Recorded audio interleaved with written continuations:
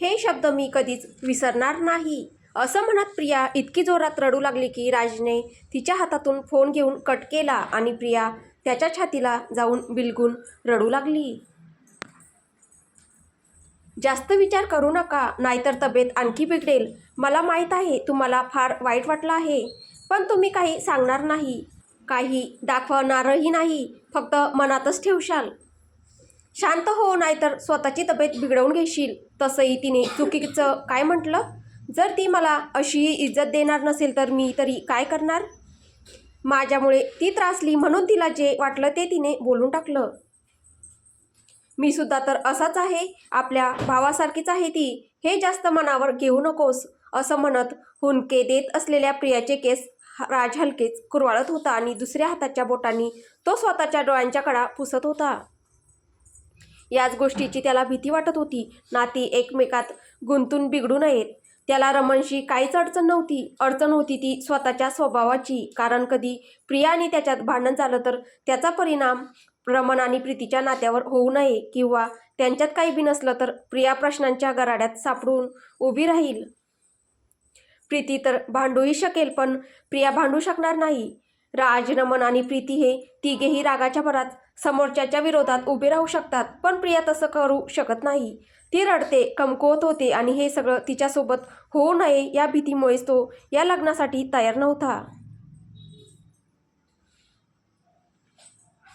प्रीतीची हट्टाग्रही वृत्ती आणि त्या हट्टातल्या तिच्या लयजाची राजला पूर्ण जाणीव होती, पण हे सगळं उघडपणे बोलून तो आपल्या बहिणीला चुकीचं ठरवू इच्छित नव्हता.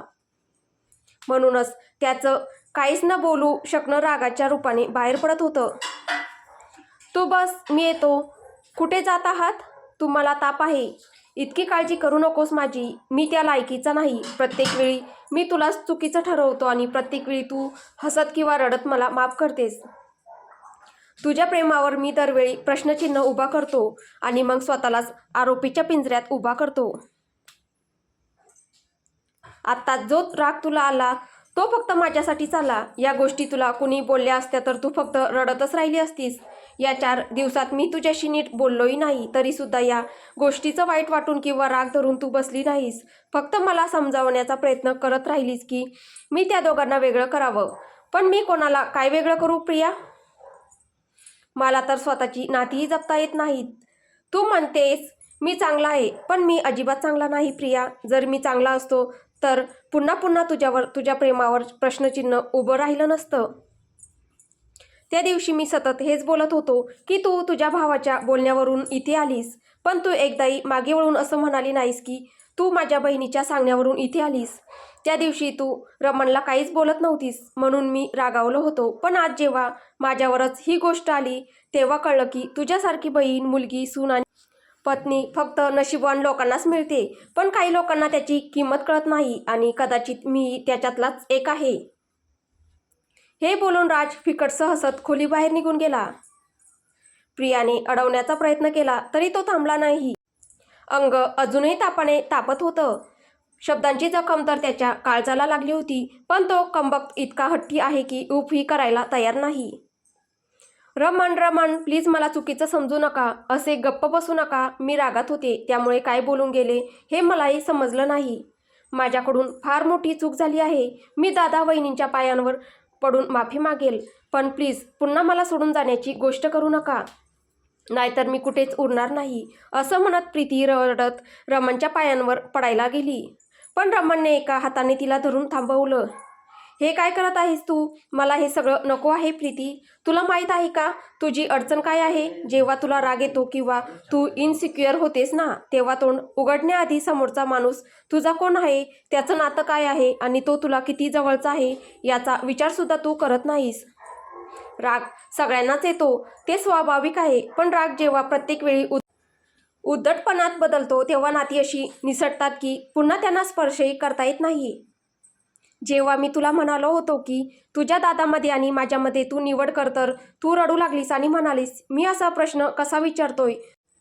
तू आमच्यातून कोणालाही निवडू शकली नाहीस. पण आता तुला काय झालं होतं? मीही दुःखी होतो, मीही रागावलेलो होतो राजभाऊजींवर, पण माझ्या मनात त्यांच्याबद्दल अशी कडवट भावना नव्हती.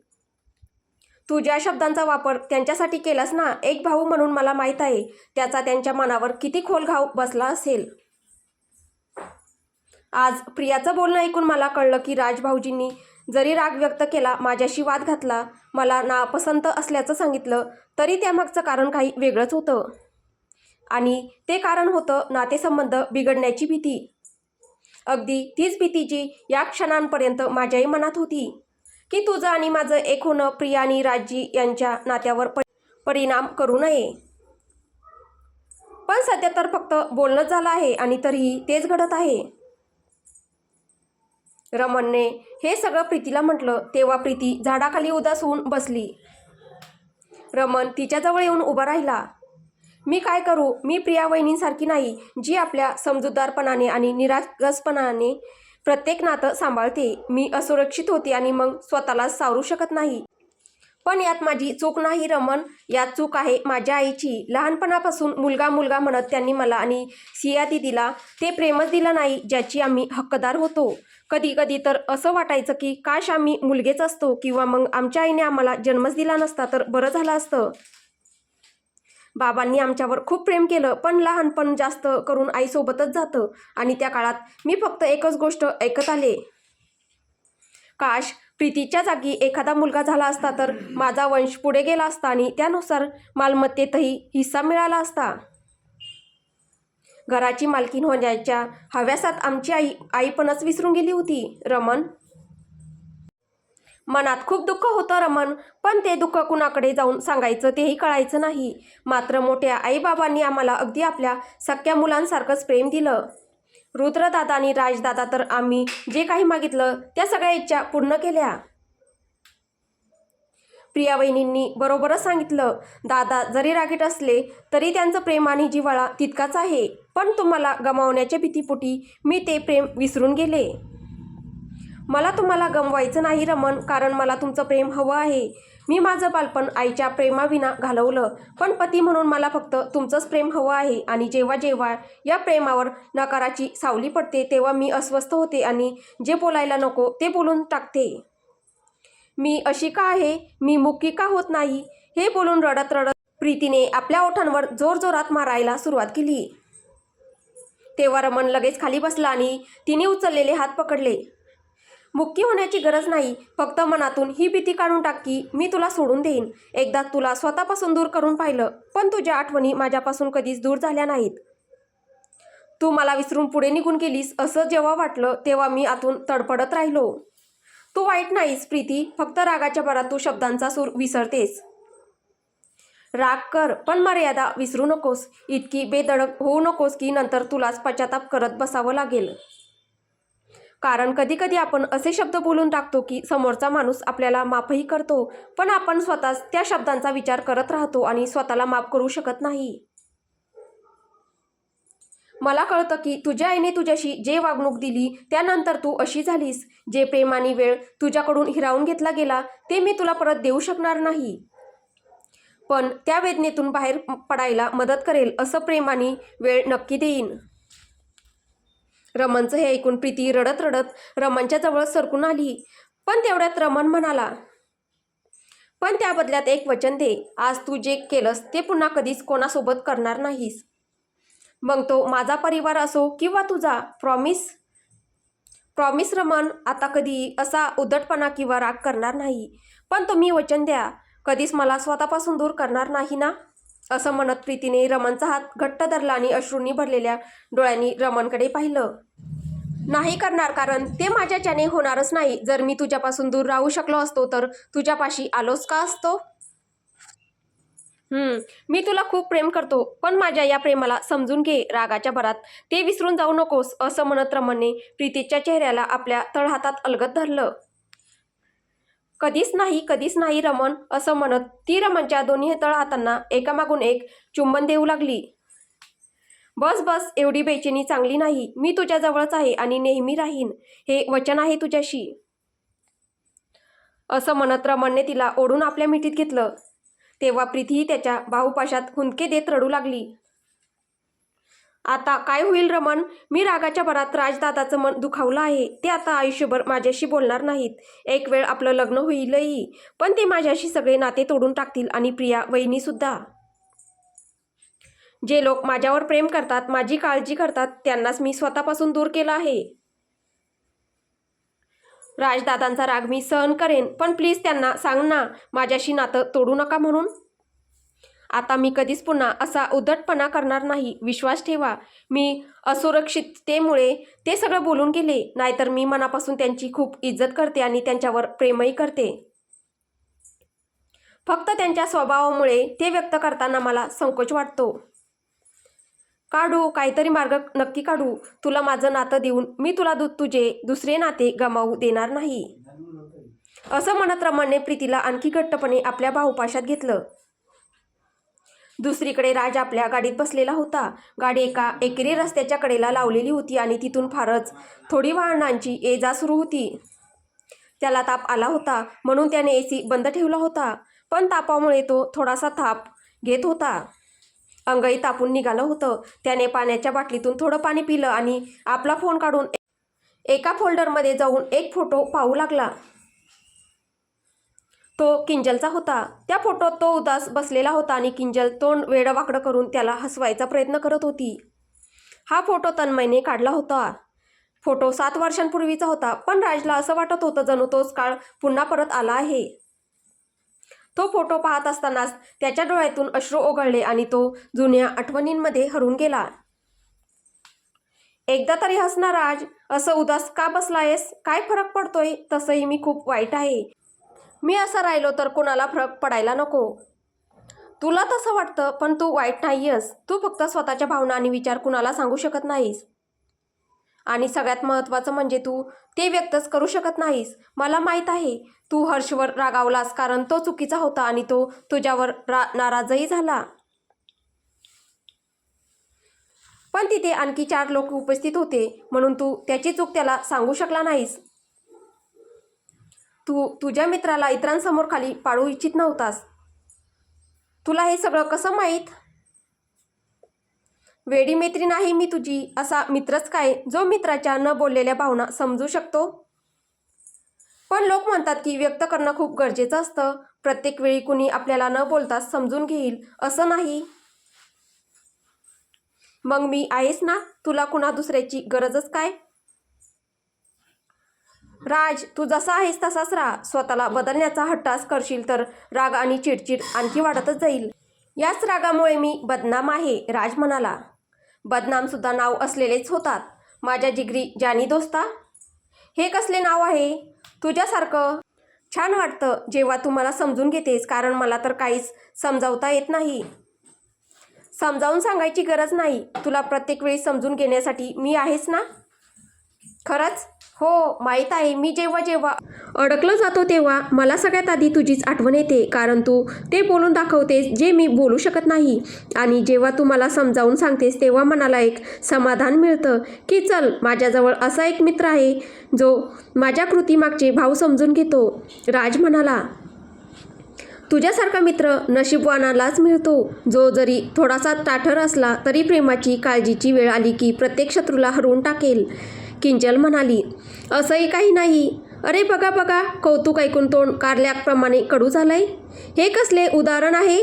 बस बस, हीच चिडचिड पाहायची होती मला तुझी. हाच राज कपूर आणि हाच माझा मित्र मला पाहायचा होता. असाच तू शोभून दिसतोस आणि असाच तू मला आवडतोस. बाकी सगळं जाऊ दे. कोण आपली आत्याची पोर आहेत का? किंजलच्या या बोलण्यावर तेव्हा राज खळखळून हसत होता आणि आज मात्र तितक्याच जोरात रडत होता. किंजल, किंजल, तू मला सोडून का गेलीस? माझ्याजवळ माझं प्रेम आहे, पण माझा मित्र नाही. तुझ्यासारखं मला बसवून समजावून सांगणारा आता कुणीच नाही. किंजल, मी तुला खूप मिस करतोय. एकदा तरी माझ्यासाठी, आपल्या मैत्रीसाठी परत ये ना. आज मी पूर्णपणे तुटलो आहे. मला तुझी गरज आहे. तुझ्या त्या शब्दांची, जे मला गुन्हेगार होऊ देत नव्हते. तू असतीस ना तर तुला माझ्या भोळ्या राणीला भेटून दिलं असतं. तीही अगदी तुझ्यासारखीच आहे. मी कितीही वाईट वागलो तरी ती माझ्यावर खूप प्रेम करते. मी तिला पुन्हा पुन्हा दुखावतोय. माझ्या बहिणीलाही दुखावलं आहे. सगळी नाती नाराज करून बसलो आहे. प्लीज येऊन मला सांग आता मी काय करू? सगळं कसं सावरू? एकदा येऊन एवढंच सांग ना की मी वाईट नाही, मी चुकीचा नाही. सगळ्यांना समजावून सांग की मी त्यांचा शत्रू नाही. मी हे सगळं बोलू शकत नाहीये. माझ्या मैत्रिणी, आज ये आणि मला या अपराधी भावनेतून मुक्त कर. एका बेईमानसाठी तू आपल्या निष्ठावान मित्राला कस सोडलंस? मला तर कायम तुझ्या मैत्रीचीच गरज होती. तू ते नातं अपूर्ण ठेवून निघून गेलीस. असं म्हणत राजने गाडीच्या स्टेअरिंगवर आपलं डोकं टेकवलं. थोडा वेळ गेला आणि राजच्या फोनवर प्रियाचा कॉल आला. राजने स्वतःचे अश्रू पुसले, स्वतःला सावरला आणि फोन उचलला. पण तो काही बोलायच्या आतच प्रिया म्हणाली, रागावू नका, पण मला तुमची खूप काळजी वाटते, खूप बेचैनी होते. प्लीज घरी या, तुमची तब्येतही ठीक नाही आहे. या क्षणी मला काहीच सहन होत नाही आहे. प्रियाचं हे ऐकून राज काहीच बोलला नाही. त्याने फोन कट केला. थोड्या वेळाने तो घरी आला. तेव्हा पाहिलं तर प्रिया घराच्या दाराबाहेरच चक्रा मारत होती. काय झालं? मी तुमचीच वाट पाहत होते, येणारच होतो. मग एवढी बेचैनी का? माहीत नाही, पण तुम्हाला पाहिल्यावरच मनाला शांतता मिळते. त्या लायकीचा मी नाही. राजने हे शब्द जरी अहंकाराने बोलले तरी मन मात्र खूप उदास होतं. प्रत्येक गोष्ट तुम्हीच ठरवणार असाल तर मग मी काय करायचं? प्रिया राजच्या डोळ्यात पाहत म्हणाली. तू काय ठरवलंस? राज तिच्या डोळ्यात पाहत बोलला. हेच की तुमच्यावर माझं अफाट आणि निःशर्त प्रेम आहे. तुम्ही जसे आहात तसेच माझे आहात आणि जेव्हा तुम्ही माझे आहात तेव्हा तुम्ही माझ्यासाठी खूप जिव्हाळ्याचे, खास आणि फारच फारच चांगले आहात. म्हणून तुम्ही मला हे सांगू नका की तुम्ही कसे आहात. प्रिया निरागसपणे बोलली आणि राजचे डोळे पुन्हा डगमगू लागले. तापात डोळ्यातून पाणी खूप येतं, असं म्हणत राजने रुमाल काढला. बरोबर आहे तुम्ही म्हणताय, आणि हे पाणी पाहून मला खूप त्रास होतोय राज. मी तुम्हाला ताठ मानेनं उभं राहिलेलं पाहू शकते, तुमचा रागही पाहू शकते. तुमच्या प्रेमावर तर मी जीव ओवाळून टाकेल, पण तुमचे अश्रू मला पाहवत नाहीत. मनात बोचऱ्या वेदना होतात. असं म्हणत प्रियाने आपल्या साडीच्या पत्राने राजचे अश्रू अलगद पुसले. पत्नीचं हे जतन पाहून राज शब्दशः उत्कृष्ट झाला. तसंही तो फारसा बोलू शकणारा नव्हताच. या क्षणी तर तो पूर्णपणे गप्प झाला. पण या मायेच्या बदल्यात आपलं प्रेम ओतून टाकण्यासाठी तो आतून आतुर झाला होता. तो थोडासा मागे सरकला. प्रियाकडे पाहत हळूच आपल्या बाहू पसरल्या आणि प्रियाही अलगदपणे त्याच्या छातीशी येऊन टेकली. असेच आणखी 2 दिवस गेले होते तरी राजचा ताप पूर्णपणे उतरत नव्हता. कारण असं होतं की तो औषध घेत होता पण नीटसं जेवत नव्हता. प्रियासमोर तो झोपल्याचं नाटक करत असे, पण ती झोपताच तो डोळे उघडे करत असे. त्याला रात्री झोप लागत नव्हती. इतक्या दिवसांपासून तो सतत काहीतरी विचार करत होता, ज्याचा परिणाम त्याच्या मनावर आणि आरोग्यावर होत होता. याचा ताप का उतरत नाहीये, काहीच कळत नाही. पहिल्यांदाच असं घडलं होतं की तो तब्बल 1 आठवडा आजारी होता, तेही सतत खोलीतच बसून शांतपणे. हॉटेल किंवा रेस्टॉरंटमध्ये तो गेलेलाच नव्हता. नाहीतर औषध घेऊनही तो आधी बाहेर निघून जायचा. नक्कीच काहीतरी कारण आहे ज्यामुळे राजू त्रासात आहे. आपल्या खोलीत बसलेल्या राजेश्वरीजी म्हणाल्या. त्यांच्यासमोर प्रिया आणि गीता बसलेल्या होत्या. प्रियाला नीट माहीत होतं की राज कशामुळे त्रस्त आहे, पण ती सगळ्यांना सांगायला घाबरत होती, कुठलाही तमाशा होऊ नये म्हणून. प्रिया, भाऊजींनी तुला काही सांगितलं का? काही गोष्ट आहे का जी त्यांना त्रास देते? गीताने प्रियाला विचारलं. तेव्हा प्रियाने शेवटी हळूच मान हलवली. काय आहे ते प्रिया, सांग ना, राजेश्वरीजी प्रियाला म्हणाल्या. हो ना प्रिया, सांग काय झालं ते.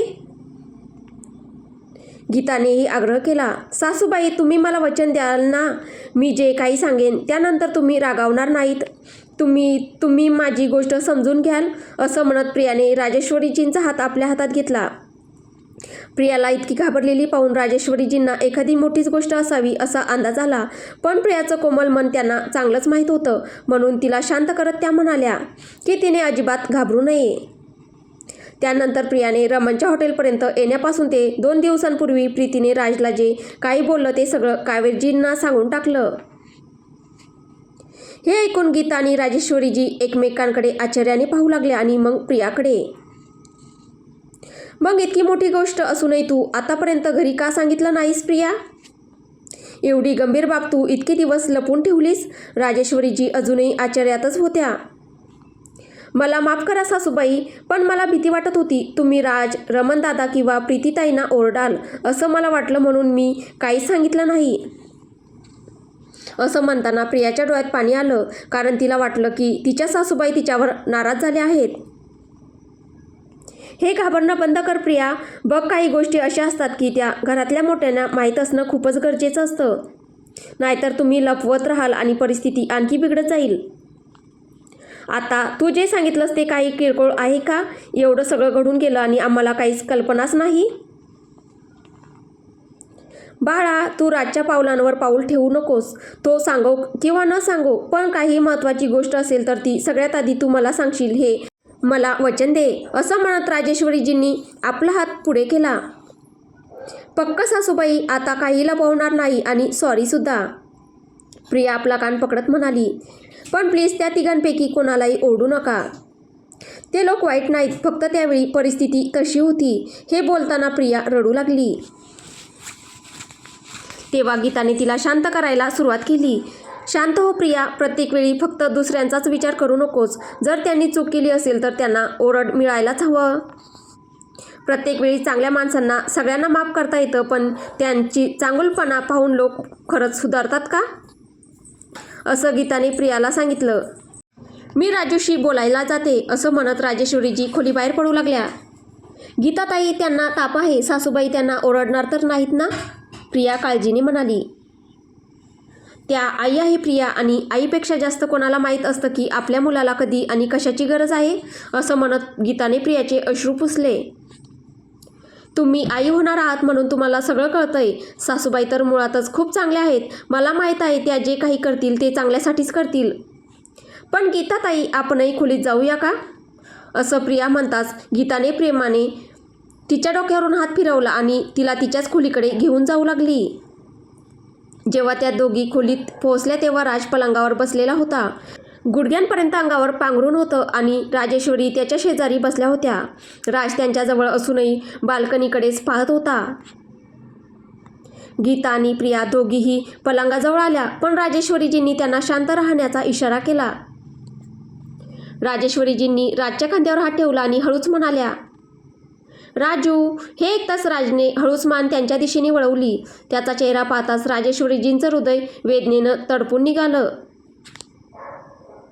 आठवडाभराच्या तापामुळे चेहरा किती उतरला होता. आई आणि मुलगा दोघी एकमेकांकडे पाहत होते. तेवढ्यात राजेश्वरीजींनी राजच्या दुसऱ्या खांद्यावर हात ठेवत थोडा जोर दिला आणि राजने कोणतीही कुरकुर न करता आपलं डोकं आईच्या मांडीवर ठेवून झोपला.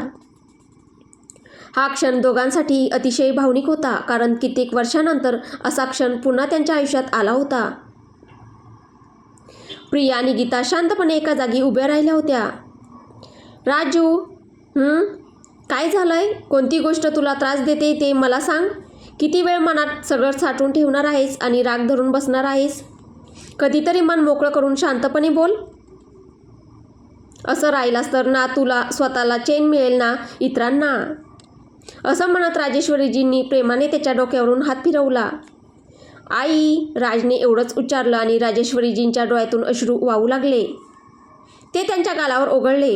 रडण्यामुळे त्या काही बोलू शकल्या नाहीत, फक्त एवढंच म्हणू शकल्या. मनात असंख्य गोष्टी आहेत, सांगावंसंही खूप वाटतं, पण बोलायच्या आधी मेंदूच सांगतो तू कसं बोलशील, ही गोष्ट तू कशी सांगशील. आजपर्यंत तू कधी असं बोललेलाच नाहीस. तू अचानक बोललास तर लोक तुझ्याबद्दल काय विचार करतील? तू तर असा आहेसच नाही का? बाळा, तू मेंदूला इतकं का वरचढ होऊ देतोस तुझ्यावर? तुझं मनही तर तुला काही सांगत असेल ना? राजेश्वरीजी भाऊक होत म्हणाल्या. मन तर मला हेच सांगतं, माझ्यापेक्षा वाईट माणूस, माझ्यापेक्षा अधिक अहंकारी, माझ्यापेक्षा अधिक उद्धट, नात्यांची कदर न करणारा असा कुणीच नाही. मी या घरातला तो सदस्य आहे जो कधी कुणालाही खुश इतकं बोलताच त्याचा गळा भरून आला आणि तो पुढे काहीच बोलू शकला नाही. त्याची ही अवस्था पाहून प्रियाचं रडणं सुरू झालं, पण राजेश्वरीजी स्वतःला सावरून बसल्या होत्या, कारण त्या रडल्या तर आपल्या मुलाला सावरू शकणार नाहीत, म्हणून त्यांनी वाहणारे अश्रू पुसले. थोड्या वेळाच्या शांततेनंतर राज पुन्हा बोलू लागला. मला त्या दिवशी रमणशी भांडायचं नव्हतं. मी ठरवून बसलो होतो, तो जेव्हा बोलेल तेव्हा मी त्याला समजावून सांगेन की ही गोष्ट अशी आहे, म्हणूनच मी नकार देतोय. पण माहीत नाही मी कोणत्या मातीचा बनलोय की सुधारायलाच तयार नाही. असं म्हणत राजने आपल्या आईची साडी मुठीत घट्ट पकडली. राजेश्वरीजी हळूच म्हणाल्या. तो फक्त माझ्याशी बोलायला आला होता, मला सांगायला आला होता की तो आणि प्रीती एकमेकांना आवडतात, लग्न करायचं ठरवलं आहे. पण मी त्याला हे सांगूच शकलो नाही की मला नकोय त्याची अवस्था प्रियासारखी व्हावी आणि तोही प्रियासारखाच प्रेम आणि मनमानी यामध्ये घुटमळत राहावा. प्रीती माझी बहीण आहे, मी तिला वाईट म्हणत नाही, कारण मी स्वतःच तसाच आहे आणि म्हणूनच मला नको होतं की रमण किंवा त्याच्या कुटुंबाने ते सगळं भोगावं जे प्रिया भोगते. कारण जर असं काही घडलं तर प्रियासाठी काही चांगलं होणार नाही. प्रीती रागाच्या भरात तेच करते जे मी करतो. रमणला ते सहन झालं नाही तर त्यांच्या दोघांमध्ये वाद होईल आणि जर त्यांच्यात वाद झाला तर माझा राग रमणवरच निघेल, प्रीती चुकीची असली तरीही. मग या सगळ्यात भरडलाच कोण जाणार? माझी बायको. भाऊ सांभाळायचा की पतीची साथ द्यायची यातच तिचं आयुष्य जाईल. आणि राधा काकू त्या प्रियासोबत काय करतील किंवा काकांच्या नजरेतही ही दोषी ठरेल आणि मग मीही तिलाच म्हणेन, तू माझ्यावर प्रेम करत नाहीस, तू मला काहीच मानत नाहीस, तू मला सगळ्यात शेवटी धरतेस, तुला फक्त तुझा भाऊच बरोबर वाटतो आणि माझी बहीण चुकीची वाटते. शेवटी तुला तुझंच कुटुंब बरोबर वाटलं नाही का? माझी अशी वाक्य ऐकत ऐकत ती वेडी होईल. आई, माझ्या डोक्यात काय काय चाललंय ते मी कसं सांगू? असं म्हणत राजने दोन्ही हातांनी आपल्या केसांना घट्ट पकडून ओढायला सुरुवात केली. राज, हे तुम्ही काय करताय? असं करू नका, असं म्हणत प्रियाने राजचे दोन्ही हात आत्याच्या केसांपासून दूर केले. प्रियाजवळ आहे हे जाणवताच राज तिच्याकडे पाहत म्हणाला, आपल्या लग्नाच्या वाढदिवशी मी तुझ्याकडून वचन घेतलं होतं की मी तुझ्यासाठी सगळ्यात पुढे राहीन, असं मी म्हटलं होतं आणि तूही त्याला होकार दिला होतास. पण त्याही खूप आधी मी आणखी एक वचन दिलं होतं की मी सगळं काही करीन, पण असं काहीच करणार नाही की माझ्यामुळे तुझ्या डोळ्यात अश्रू येतील. पण मी माझं ते वचन विसरलो. तुला मात्र तुझं वचन सतत आठवण करून देत राहिलो. मी तुझ्या आयुष्यात माझं महत्त्व शोधत राहिलो, पण माझ्या रागात कधी तुझ्या शब्दांना, तुझ्या अश्रूंना, तुझ्या इच्छांना महत्त्व दिलंच नाही. त्या दिवशी मी म्हणत होतो चूक सहन करू नकोस आणि हे विसरलो की अशा चुका करण्यात मी सगळ्यात आधी आहे. राजचं हे ऐकून प्रिया मान खाली घालून हुंदके देत देत रडू लागली. गीता तिच्याजवळ यायला निघाली पण राजेश्वरीजींनी तिला थांबवलं. माहीत आहे प्रिया, त्या रात्री मी तुझ्या घरी आलो होतो त्याच्या दुसऱ्या दिवशी सकाळी तू मला विचारलं होतंस, तुम्हाला प्रत्येक गोष्टीत तुम्हीच हवेत, मग मी कुठे आहे? तू अगदी बरोबर बोलली होतीस, मी आजवर हेच करत आलोय. मी म्हणतो मला कधी सोडून जाऊ नकोस, कधी बदलू नकोस, नेहमी अशीच राहा. पण मी तुला माझ्यासोबतही आनंदी ठेवू शकलो नाही. बोलता बोलता राजचा गळा पुन्हा भरून आला, पण थोडा वेळ स्वतःला सावरून तो पुन्हा बोलू लागला. रमणसोबत मी जसा वागलो त्यानंतर तुला हवं तर माझ्याशी भांडता आलं असतं, माझ्या बहिणीबद्दल वाईट वाईट बोलता आलं असतं, पण नाही, तू फक्त एकच गोष्ट म्हणालीस, त्या दोघांना वेगळं करू नका. त्या 4 दिवसात माझ्या वागण्यामुळे मी तुला किती वेळा रडवलं असेल कोण जाणे, पण तरीसुद्धा जी कधी स्वतःसाठी लढत नाही ती माझ्यासाठी लढलीस. माझ्या उणिवांकडे दुर्लक्ष करून तू प्रीतीला माझ्या चांगल्या गुणांचीच गणना करत राहिलीस आणि तुझ्यात इतके गुण असतानाही मी मात्र तुझ्यावर बोट दाखवत राहिलो. मी स्वार्थी आहे प्रिया, मला तुझ्याकडून माझ्या वाट्याचं प्रेम हवं असतं, पण तुझ्या वाट्याचं प्रेम मात्र मी रागात बदलून टाकतो. बोलत असतानाच राजने प्रियाचा चेहरा आपल्या हातात धरला आणि रडत म्हणाला, पण खरं सांगतो प्रिया, मी तुझ्यावर खूप प्रेम करतो, ते व्यक्त करू शकलो नाही, पण माझ्या नकाराचं मोठं कारण तूच होतीस. मी कसा आहे कुणास ठाऊक, माझा स्वतःचा राग मला योग्य वाटतो, पण तुझ्यावर कुणी दुसरा रागावला तर माझं डोकंच फुटतं. मात्र माझ्या चुकांबद्दल मी तसं विचारच करत नाही आणि जेव्हा विचार करतो तेव्हा ते बोलूनही दाखवू शकत नाही. तू खूप गोड आहेस प्रिया, घर आणि नाती जोडून ठेवणारी मुलगी आहेस. स्वतःसाठी वाईट शब्द ऐकून रडून मोकळी होतेस, हे चूक आहे असंही सांगतेस, पण कधीच नाती तुटू देत नाहीस. लग्नानंतर मी आजवर तुला काही दिलं असेल तर ते आहे माझा राग, माझी चिडचिड, माझा उद्रेक. तरीसुद्धा तू एक चांगली पत्नी आहेस, चांगली सून आहेस, आपल्या घरची लाडकी मुलगी आहेस, रमणची लाडकी बहीण आहेस. खरं सांगायचं तर प्रिया, त्या दिवशी प्रीतीच्या गोष्टी ऐकून माझ्या छातीत खूप वेदना झाल्या. अचानक मला तुझा आणि रमणचा संबंध आठवला. त्या दिवशी हॉटेलमध्ये तुमच्यासोबत मी जसा वागलो होतो तो माझा व्यवहार आठवला. भावासाठी तू ठाम उभी राहिलीस ते आठवलं आणि त्यानंतरही माझ्याशी प्रेमानं विनंती करत फक्त एकदा तरी माझं ऐकून घ्या असं तू म्हणालीस तेही आठवलं. पण हे सगळं आठवूनसुद्धा मी तुला काहीच बोलू शकलो नाही, तुझी माफी मागू शकलो नाही. कळत नाही माझं डोकं माझ्यावरच हवी होतं. मी कुणाच्याच लायकीचा नाही प्रिया. ना मी चांगला मुलगा आहे, ना भाऊ, ना पती, ना जावई. मी तो माणूस आहे ज्याला लोकांकडून फक्त धिक्कारच मिळतो. हे सगळं विचार करत करत मी गेल्या आठवडाभर झोपू शकलो नाही. मी का मरून जात नाही. राज जोरात किंचाळला आणि स्वतःच्या जांघेवर जोरजोरात मुठी मारू लागला. तर आता पुढे काय होईल हे आपल्याला पुढच्या भागात पाहायला भेटेल. तुम्हाला ही कथा कशी वाटते आहे कमेंटद्वारे नक्की कळवा. कथा आवडत असेल तर व्हिडिओला लाईक करा, शेअर करा. कथेचे पुढील भाग ऐकण्यासाठी आपल्या चॅनलला सबस्क्राईब करा. धन्यवाद.